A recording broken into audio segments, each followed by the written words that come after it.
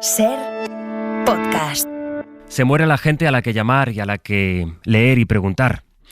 Cuando más jodida está la cosa y a veces tienes la tentación de preguntarte si vale la pena, si este oficio vale el sacrificio que pide, se muere la gente que te enseña, que te dice por aquí no, por allí, que sabe contar, que te explica cómo se pregunta y cómo se cuenta una historia y por qué hay que ir a una guerra y convencer a la gente de que hay que mirar donde nadie quiere mirar y por qué este oficio merece la pena. Se ha muerto Ramón Lobo. Es como la famosa frase que espero que nadie la ponga porque me levantaré de las cenizas. Murió de una larga enfermedad. No, cáncer. La palabra se llama cáncer. Se puede decir, no pasa nada. No es contagiosa. La muerte tampoco es contagiosa. Todos vamos a morir. Todo cambia en un instante. Yo tengo el privilegio ahora de saber que las cosas están cambiando. Y no es un instante, sino van a ser bastantes instantes que hay que vivir y que hay que disfrutar y meterlos dentro de la mochila. Ha muerto de cáncer en Madrid a los 68 años. Ramón Lobo, que contó las guerras porque estuvo en todas.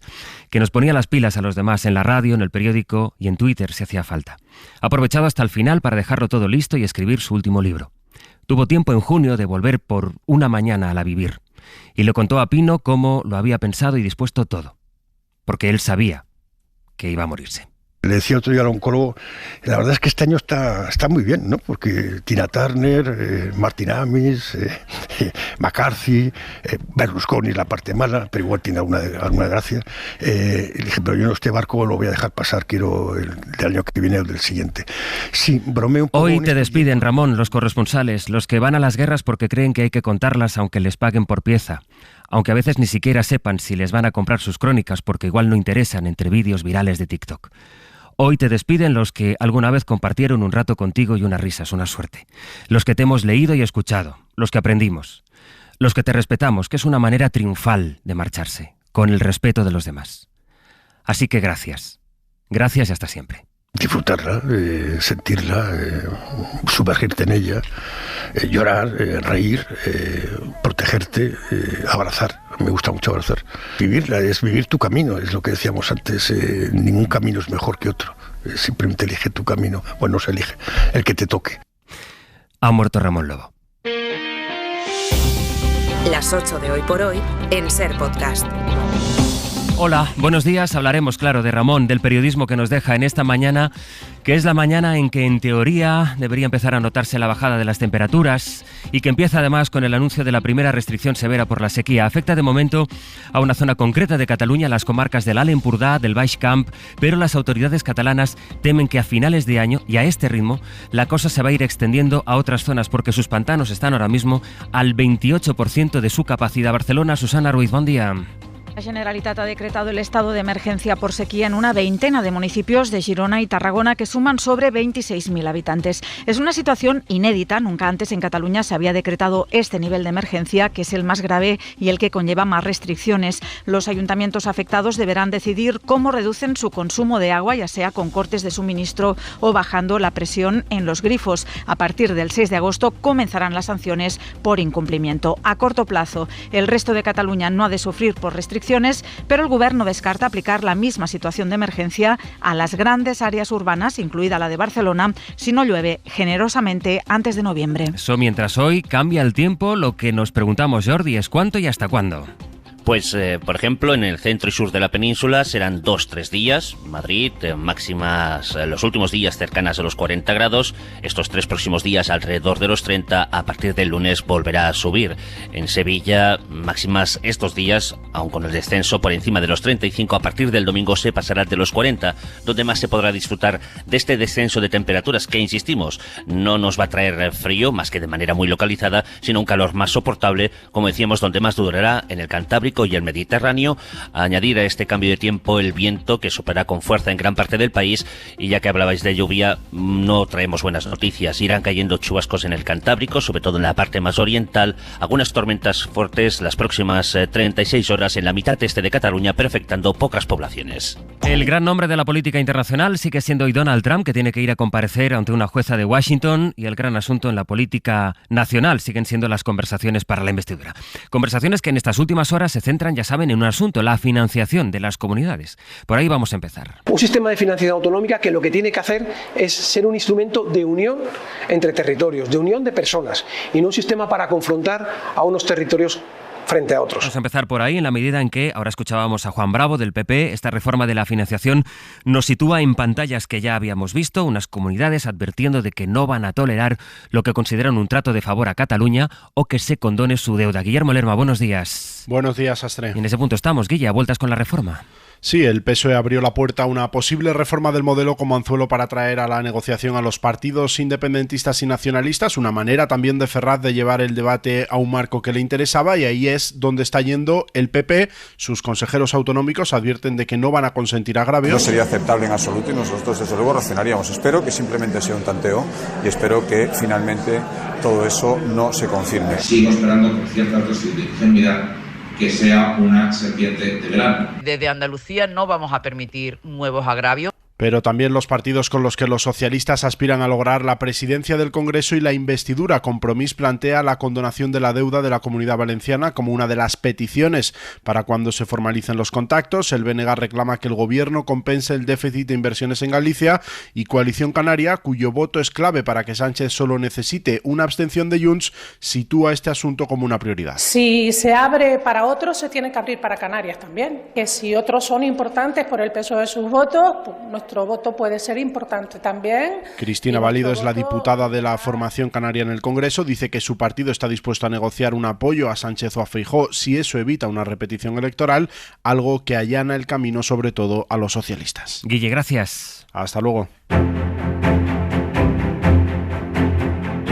Former President Trump has been indicted, connected to efforts to interfere with the democratic process. Y esta es la noticia de apertura en los telediarios y los periódicos de medio mundo. La tercera imputación de Donald Trump, que le va a llevar esta tarde a comparecer ante la jueza para responder a las acusaciones de conspiración para defraudar al gobierno, contra los derechos civiles, manipulación de testigos y obstrucción de un procedimiento oficial. Estos son los 4 cargos. Corresponsal en Washington, Sara Canals. Buenos días. Sí, horas antes de que el expresidente comparezca en el Tribunal Federal, la alerta aquí en Washington es máxima porque, como ya vimos en Nueva York con su primera imputación o en Miami con su segunda, se prevé que esta cita aglutine a seguidores y a detractores. Así que la policía local, junto con los cuerpos de seguridad, llevan desde el martes preparando un dispositivo para garantizar el orden. Será hoy a las 4 de la tarde cuando Donald Trump comparezca para la lectura de los cargos, en la que aquí se considera la imputación más grave de las 3 que acumula y que le acusa de propiciar el asalto al Capitolio y de querer aferrarse al poder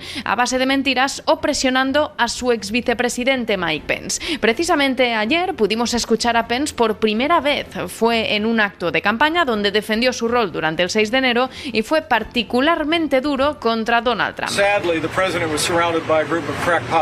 Lamentablemente, el presidente se rodeó de un grupo de abogados chiflados que le decían constantemente lo que quería oír. Aseguró Pence, que también quiso recordar que como ex vicepresidente no tenía ningún derecho a revocar el resultado electoral tal y como le pedía Trump. En la prensa de Estados Unidos, Gillian. El Wall Street Journal lamenta esta mañana que pensar en Donald Trump sea ya sinónimo de preocupación, y añade que lo peor es que no es solo sinónimo de preocupación Estados Unidos, sino que el comportamiento Trump es ya una marca política, dice, en Europa. En la CNN destacan que uno de los 4 cargos por los que se le ha imputado a Donald Trump se basa en una ley sobre derechos civiles que ya se usó en casos de violencia contra el Ku Klux Klan, y en el New York Times leemos que Trump, después de ser imputado, reaccionó cenando con los ejecutivos de Fox News. Las 8 de hoy por hoy en Ser Podcast.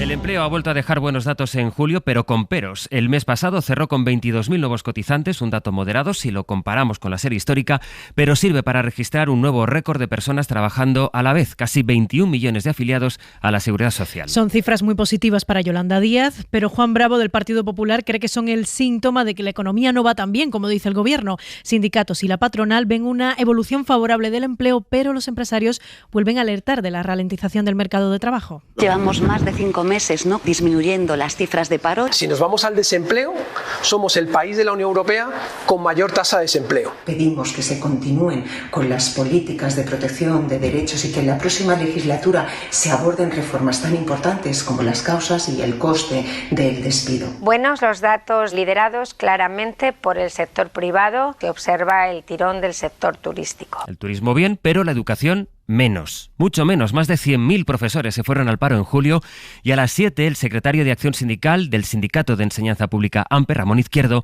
ha denunciado aquí en Hoy por Hoy que esta situación se mantiene porque no hay un criterio común, nos describía, un criterio común de contrataciones en todas las autonomías. Porque al final no deja de haber trato discriminatorio entre comunidades autónomas, entre territorios, ya no solamente por la parte económica de estar contratados durante los meses de verano, sino por la parte de experiencia, porque al final es tiempo de experiencia que les computa a efectos de entrar en un concurso de oposición o en un concurso de méritos y poder tener una plaza, ¿no? Las 8 de Hoy por Hoy, en Ser Podcast. En la Comunitat Valenciana, la Generalitat ha levantado la última restricción que se aprobó durante la pandemia, que todavía mantenían, la de prohibir fumar en las terrazas. Ahora ya va a depender de cada bar o de cada restaurante decidir si deja o no deja fumar a sus clientes en el exterior. Valencia, Manuel Gil, buen día. Buen día. La hostelería valenciana vuelve a tener plena capacidad para decidir en sus propios establecimientos si se puede fumar o no en las terrazas. La Comunitat era la única autonomía donde se mantenía esta medida tomada durante la pandemia. Las entidades que luchan contra el tabaquismo ya han dicho que es un paso atrás, pero el sector aplaude la decisión que ha tomado el nuevo gobierno de Carlos Mazón. La coordinadora de Ocio y Hostelería asegura que el hecho de que la comunidad quedara como una isla en la prohibición de fumar en las terrazas generaba una gran conflictividad. A su juicio, el desconocimiento de la norma por parte de turistas y visitantes generaba problemas a los hosteleros sobre quienes recaían las multas cuando reclamaban a los clientes el cumplimiento de esta norma. Y luego está esta historia. La Guardia Civil está buscando tricornios y no le va a ser fácil encontrarlos. Verán, acaban de licitar un contrato para comprar más de 1.000 tricornios. Paga cada uno de ellos a 55 euros. El problema está en que tricornios, como imaginarán, muchos proveedores no hay que los hagan. Y la empresa textil que los fabrica advierte de que a 55 euros... pues ellos tienen poco margen de ganancia, Javier Bañuelos. Sí, el proveedor habitual de los tricornios de la Guardia Civil, Manufacturas Moya, una empresa sevillana, cree que 55 euros sin IVA por cada sombrero de la Guardia Civil es poco rentable, tienen poco margen de beneficio, aunque en su web el precio de venta al público supera los 60 euros. De momento la licitación está abierta, la Guardia Civil ha sacado a concurso un nuevo lote de 1.100 tricornios por 60.000 euros, según ha adelantado Infobae. En el pliego de condiciones consultados por la SER, la dirección de la Guardia Civil defiende que el presupuesto se ha actualizado a los precios actuales del mercado. Han tenido en cuenta, aseguran, sobre todo los costes derivados del suministro de material. De hecho, hace no mucho, en 2019, la Guardia Civil llegó a pagar 42 euros por cada tricornio. El problema, según las empresas del sector, es que el precio del corcho y del charol, con el que se fabrica a mano este símbolo estrella de la Benemérita, está por las nubes.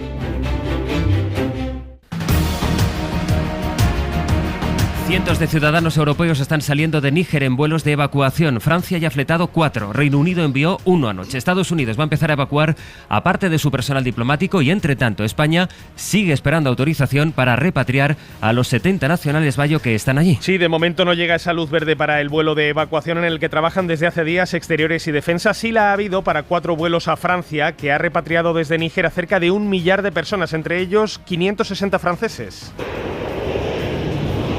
También aterrizaba en Roma ayer otro avión con 87 personas a bordo y el Reino Unido ha fletado otro vuelo de evacuación. El ministro de Exteriores británico confirma que la prioridad sigue siendo la evacuación de sus conciudadanos. La Unión Europea ha confirmado que va a pagar el 75% del coste de transporte de los evacuados europeos a través del mecanismo de protección civil que tiene en marcha la Comisión. El Papa Francisco se ha reunido en la primera Jornada Mundial de la Juventud con 13 víctimas de abuso sexual, víctimas de religiosos portugueses. Y por los escándalos que han desfigurado su rostro y que llaman a una purificación humilde, constante, partiendo del grito de dolor de las víctimas que siempre han de ser acogidas y escuchadas. Las víctimas habían solicitado este encuentro que el portavoz del Vaticano define como una intensa escucha. Informa desde Lisboa, Brais Suárez. Era una de las cuestiones más esperadas en Portugal, que en los últimos meses no ha llegado a resolver esos 5.000 casos de abuso recientemente destapados, que se consideran la punta de un iceberg. Francisco también se ha referido a las leyes de la eutanasia y el aborto, sin nombrar en concreto la de Portugal. El fácil acceso a la muerte. El fácil acceso a la muerte, una solución conveniente que parece dulce, pero en realidad es más amarga que las aguas del mar, dijo, utilizando siempre el mar como metáfora de la capacidad de Lisboa para reunir a a distintos pueblos de todo el mundo. En ese sentido, también fue crítico con la Unión Europea y pidió el cese de alambres de espino y muertes en los mares y exigió soluciones no militares ante los conflictos bélicos, concretamente el de Ucrania. Más asuntos. El Ministerio de Consumo ha abierto expediente sancionador al Reggaeton Beach Festival por prohibir la entrada al recinto de ese festival con comida o con bebida del exterior. Es la primera vez que Consumo expedienta a una empresa promotora de este tipo de festivales. Nos lo cuenta Edu Hernández. Consumo argumenta que existe una cláusula que prohíbe la entrada con comida y bebida del exterior y que solo se podía pasar con una botella de agua pequeña y algún snack o fruta previamente precintados. Tampoco dejan pagar las consumiciones en efectivo, solo se puede con una pulsera cashless que hay que recargar con dinero y para recuperarlo solo se puede si el importe supera los 2 euros. Pero ojo, además con unos gastos de gestión de 1,50. Estas son las razones por las que Consumo abre este expediente. Rubén Sánchez, secretario general de Facua. Esto es un aviso para navegantes, un aviso a todos los festivales que se celebran en España con este tipo de prácticas ilícitas, porque ojalá se les abra expediente sancionador a todos y cada uno de ellos, tal y como estamos reclamando desde Facua en nuestras denuncias. Se trata del primer expediente abierto por Consumo contra una empresa que organiza festivales en diferentes puntos de España. El Reggaeton Beach Festival tiene programados para este verano eventos en hasta 11 municipios. Entre ellos estaba Madrid, pero tuvo que ser cancelado por razones de seguridad. Y además el Comité Español de Personas con Discapacidad, el CERMI, ha pedido que se establezca por ley una cuota del 10% de candidatos con discapacidad en las listas para las próximas elecciones. El PSOE se abre a estudiar la medida. Es una petición que hace CERMI tras constatar que solo 2 de los 558 diputados y senadores son personas con algún tipo de discapacidad. Adrián del Pozo. Que las cámaras se parezcan más a la ciudadanía es lo que piden desde CERMI. Luis Cayó, su presidente. Como ciudadanos, cualquier diputado, cualquier senador, senadora nos representa. Pero es verdad que la ciudadanía no es uniforme y nos gustaría en una democracia avanzada que tuvieran también una visibilidad. Esta legislatura serán 2, un diputado, Emilio Sáez, y un senador, Juan Ramón Amores, los 2 de Castilla-La Mancha y los 2 del PSOE, que ya se abre a legislar en este sentido. Sí que creo que es una medida que se podría como mínimo explorar y analizar, porque las discriminaciones positivas nunca son malas. Igual que nosotros pusimos en un momento dado las listas cremalleras, pues quizá algún tipo de discriminación positiva en este sentido haría que se fijaran más los partidos políticos en las personas con discapacidad. Es Emilio Sáez, la brecha está ahí. Las personas con discapacidad son un 10% de la sociedad española. Estos 2 representantes son solo el 0,36% de los parlamentarios. En 10 minutos, El Abierto. Hoy analizamos la actualidad del día con Ignasi Guardans, con Mariola Urrea y con José Enrique Monrosi. Suscríbete a Hoy por Hoy. Todos los episodios y contenidos adicionales en la app de Cadena SER y en nuestros canales de Apple Podcast, Spotify, iVoox, Google Podcast y YouTube. Escúchanos en directo en la SER de lunes a viernes a las 6 de la mañana. Cadena SER. La radio.